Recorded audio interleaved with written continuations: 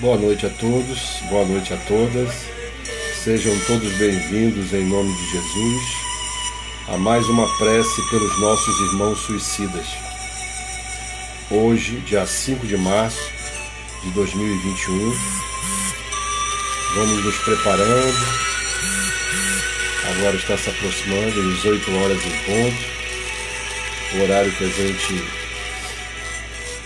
estipulou para começarmos a prece, né? Vamos aguardar os irmãos que entram, que sempre estão nos apoiando nesse momento que é muito importante, que estejamos uníssonos em pensamento através da prece direcionada aos nossos irmãos suicidas. Então vamos nos preparando para a leitura da nossa mensagem de abertura, né? A mensagem do livro Caminho, Verdade e Vida, psicografia do Chico Xavier, ditado pelo Espírito Emmanuel, capítulo 74, Mãos Limpas. E Deus pelas mãos de Paulo fazia maravilhas extraordinárias. Atos dos Apóstolos, capítulo 19, versículo 11. O Evangelho não nos diz que Paulo de Tarso fazia maravilhas, mas que Deus operava maravilhas extraordinárias por intermédio das mãos dele. O Pai fará sempre o mesmo, utilizando todos os filhos que lhe apresentarem mãos limpas. Muitos espíritos mais convencionalistas que propriamente religiosos encontraram nessa notícia dos Atos uma informação sobre determinados privilégios que teriam sido concedidos ao apóstolo. Antes de tudo, porém, é preciso saber que semelhante concessão não é exclusiva. A maioria dos crentes prefere fixar o Paulo santificado, sem apreciar o trabalho militante. Quanto custou ao apóstolo a limpeza das mãos? Quanto custou? Raros indagam relativamente a isso. Recordemos que o amigo da gentilidade fora rabino, famoso em Jerusalém. Movimentara-se entre elevados encargos públicos, detivera a dominadora de situações. No entanto, para que o Todo-Poderoso lhe utilizasse as mãos, sofreu todas as humilhações e dispôs-se a todos os sacrifícios pelo bem dos semelhantes. Ensinou o Evangelho sob zombarias e açoites, aflições e pedradas. Apesar de escrever luminosas epístolas, jamais abandonou o ter humilde até a velhice do corpo. Aliás, o tear humilde até a velhice do corpo. Considera as particularidades do assunto e observa que Deus é sempre o mesmo Pai, que a misericórdia divina não se modificou, mas pede mãos limpas para os serviços edificantes junto à humanidade. Tal exigência é lógica e necessária, pois o trabalho do Altíssimo deve resplandecer sobre os caminhos humanos. Paulo, depois de ter vivido, as maravilhas do seu tempo como modelo de homem íntegro, defensor das leis mosaicas, ele teve que se sustentar através do seu próprio trabalho, que nunca tinha feito, ao trabalho do tear. Ele fazia vestimentas para se manter, era um tecelão. Então é um exemplo que nós podemos seguir, um exemplo do homem que estava no mundo e que depois de encontrar Jesus na estrada de Damasco se modificou,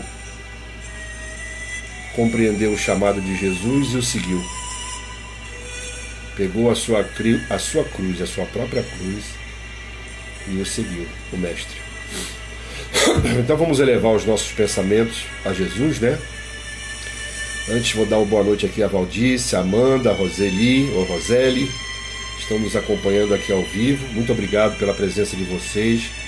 É muito importante essa sintonia mental entre algumas pessoas na hora da nossa prece aos irmãos suicidas. Então elevemos os nossos pensamentos a Jesus,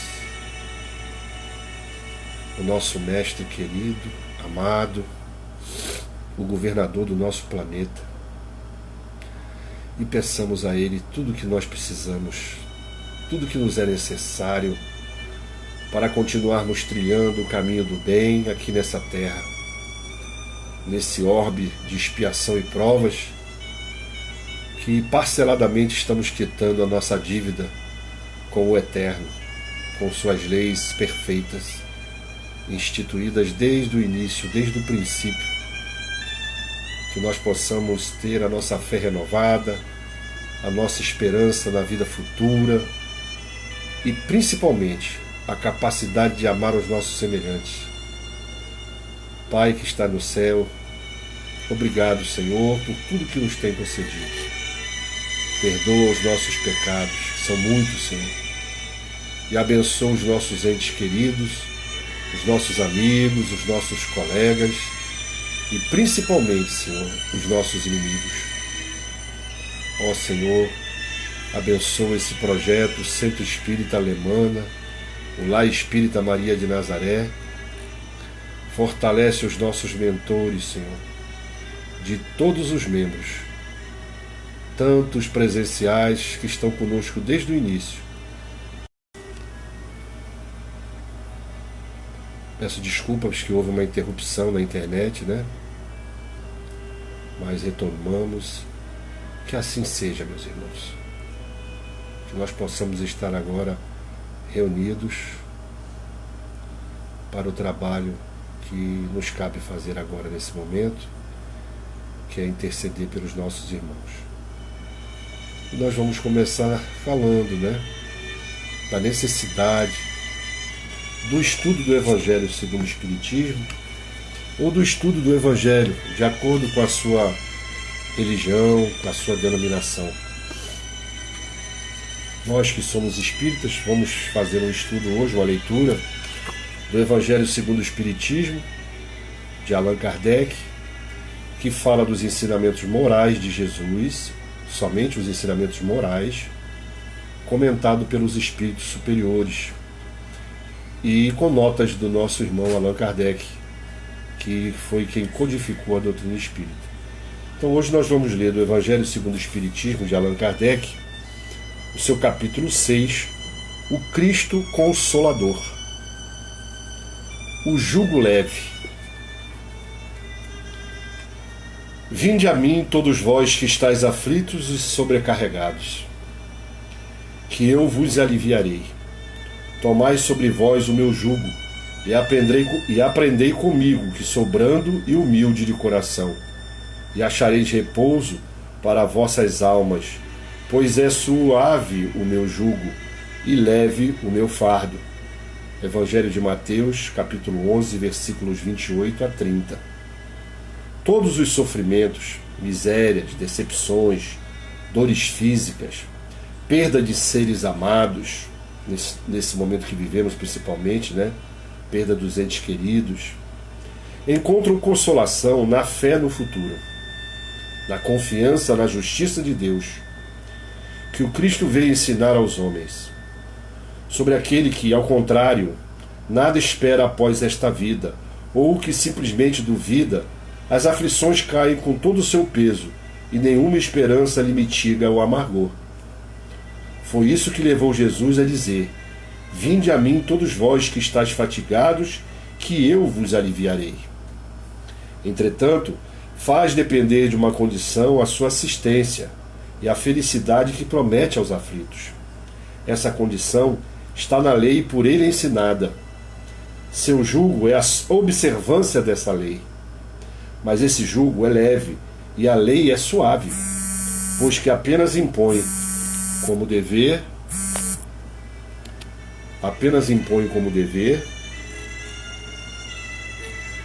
o amor e a caridade. Instruções dos Espíritos, advento do Espírito de verdade. Venho como outrora aos transviados filhos de Israel trazer-vos a verdade e dissipar as trevas. Escutai-me. O Espiritismo, como fez antigamente a minha palavra, tem de lembrar aos incrédulos que acima deles reina o imutável verdade. O Deus bom, o Deus grande, que faz germine as plantas e se levantem as ondas. Revelei a doutrina divinal, como um ceifeiro reúne em feixes o bem esparso no seio da humanidade, e disse: vinde a mim todos vós que sofreis. Amém? Então, a doutrina espírita nada mais é, gente, do que o cristianismo com as palavras atuais, com os ensinamentos, usando palavras que hoje nos é mais fácil de compreender do que aquelas que foram utilizadas há mais de 2000 anos, né? Então, quando Jesus faz esse convite, nos convidando a ir até Ele, porque o jugo dele era leve, porque Ele veio nos ensinar a verdadeira lei de Deus, que é a lei de amor.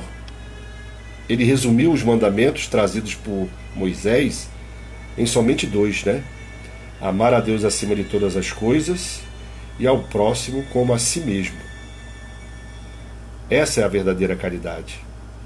É esse amor que nós temos que começar a praticar para poder introjenar em cada um de nós e começarmos assim nesse exercício a vivenciar os ensinamentos de Jesus, a vivenciar o Evangelho. O que é o Evangelho? É a boa nova.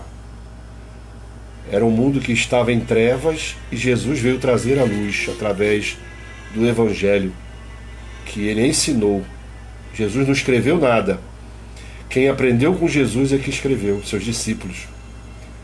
Foram testemunhas vivas do exemplo que Jesus deixou aqui na terra. E é por isso que nós temos que meditar sobre esse livro santo, ou na sua Bíblia, dependendo da sua religião, ou no Torá, dependendo também da religião, ou no livro dos Evangelhos segundo o Espiritismo. Qualquer denominação que ensine os ensinamentos morais de Jesus é saudável, é a nossa ferramenta de modificação, de burilamento da reforma íntima que o Espiritismo nos convida a todo momento. O que vem a ser a reforma íntima? É mudar aquilo que precisa ser mudado. Não é destruir o que nós construímos em diversas reencarnações. Mas reforma é reparar aquilo que está errado, consertar aquilo que está danificado. E é esse o nosso objetivo aqui na Terra. É nós podermos nos consertar, fazermos um conserto pautados nas leis de Deus. Só que os problemas que nós causamos, os erros que nós cometemos, às vezes fica muito pesado para que nós possamos espiá-los, né? E somos provados naquilo que nós cometemos de errado. Então muitos de nós, em outras vidas ou nessa mesmo, tiraram as suas próprias vidas achando que iam se livrar do sofrimento. O suicida, ele quer acabar com o sofrimento que ele acha que não tem cura, não vai passar jamais. Ele não quer tirar a própria vida. Ele quer acabar com aquele sofrimento. E a doutrina espírita, como consolador prometido, vem nos dizer que a vida continua depois da morte, que nós somos responsáveis pela nossa felicidade ou pela nossa infelicidade, que nós estamos aqui reencarnando para quitar os nossos débitos diante da justiça divina, diante das leis que Ele instituiu para as nossas vidas. E estamos melhorando, gente. É essa fé, é essa esperança que Deus prometeu através de Jesus. Bem-aventurados os que sofrem, porque serão consolados. Não aqueles que se revoltam, mas aqueles que estão em condições de receber o consolo. Estão na posição de humildade, reconhecendo o poder de Deus acima do homem. É isso que nós estamos aqui aprendendo. Muitos erramos através do orgulho, através da inteligência, através das fortunas que adquirimos em outras existências ou nessa mesmo. E estamos aqui para quitarmos o nosso débito com os nossos irmãos que nós ofendemos, com aqueles nossos irmãos que nós prejudicamos e no ambiente que nós causamos esses escândalos. Deus é tão bom que nos permite, nos dá as condições de nós quitarmos o nosso débito de uma maneira total. Porque nós somos responsáveis até por aquele ambiente que nós vivemos. Então, quando nós o contaminamos, né? Vamos dar um exemplo material. Quando nós poluímos o nosso ambiente, um dia nós vamos ter que quitar o nosso débito com relação a isso que nós causamos no meio ambiente. E quando nós contaminamos o ambiente com os nossos pensamentos desequilibrados, de ódio, de mágoa, nós também temos que voltar para aquele local para resgatar os nossos débitos, para fazermos o bem, pensarmos amor no local onde nós transgredimos as leis divinas com nossos pensamentos desequilibrados. Então nós temos que ter essa certeza que estamos aqui, na família que precisamos estar, no trabalho que precisamos ter para poder quitar os nossos débitos do passado, para podermos aparar as arestas dos relacionamentos. Aquele pai complicado que veio hoje foi o inimigo do passado, aquele filho difícil de lidar foi aquele que talvez você tenha até contribuído para a perdição nas outras existências, né? Talvez você seja a pessoa que o encaminhou no caminho da perdição e agora você aceitou a missão de recolocá-lo no caminho do bem. Então que nós possamos compreender por que estamos aqui. Aquilo que acontece em nossas vidas, por que está acontecendo? Se nós não conseguimos explicar com a nossa vida atual, tenhamos certeza absoluta que nós fomos os causadores de outras existências.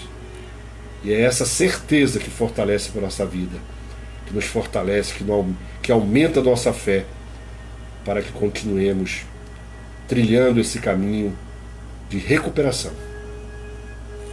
Aqueles que já passaram pela experiência de perder um filho ou de perder um ente querido sabem da dificuldade, mas saibam que tudo tem uma explicação.